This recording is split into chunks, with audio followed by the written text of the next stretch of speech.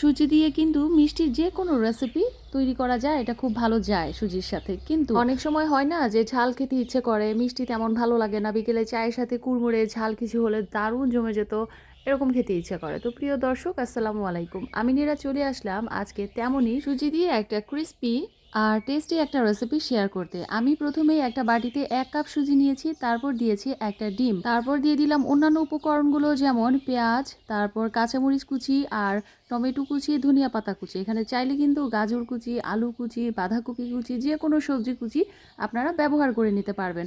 তারপর পর্যায়ক্রমে অন্যান্য বাকি সব গুঁড়া মশলাগুলো যেমন হলুদ, মরিচ, তারপর হচ্ছে সামান্য ধনিয়া গুঁড়া, আর দিয়ে দিলাম গরম মশলা গুঁড়া। গরম মশলার গুঁড়াটা এখানে দিলে ভালো টেস্ট আসে, আর ডিমটাও অবশ্যই দেওয়ার চেষ্টা করবেন।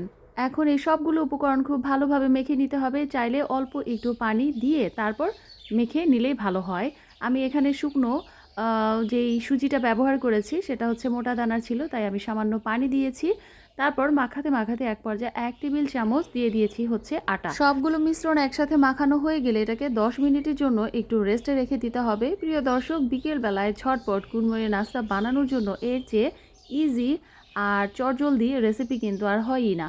বাসায় ধরেন যেমন ডাল, তারপর যে কোনো মসুর ডাল, মুগের ডাল এগুলো ছিল না, বা বুটের ডালও নাই, তখন আপনার ভাজাপুরি যদি কিছু খেতে ইচ্ছে করে চায়ের সাথে, তখন কিন্তু চটজলদি আপনারা এই রেসিপিটা ট্রাই করে দেখতে পারেন।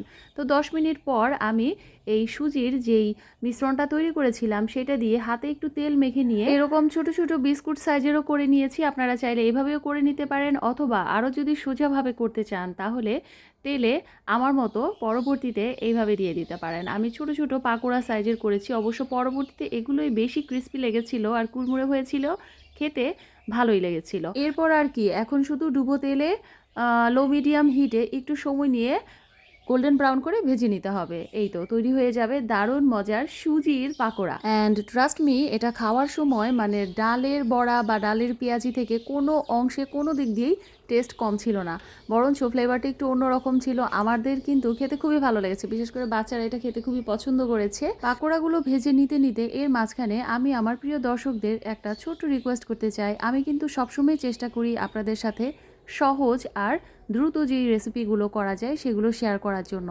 আমার রেসিপিগুলো যদি আপনাদের ভালো লেগে থাকে তাহলে প্লিজ আমার পেজটাকে একটু সাপোর্ট করে যাবেন। আর যারা ইউটিউব থেকে দেখছেন তাদের সবাইকে আমার চ্যানেলটা সাবস্ক্রাইব করার অনুরোধ রইল। তো এই তো ফাইনালি তৈরি হয়ে গেল সুজির পাকোড়াগুলো। দেখতেই পাচ্ছেন এটা কতটা একটা ইয়াম্মি লুক এসেছে শেষ পর্যন্ত।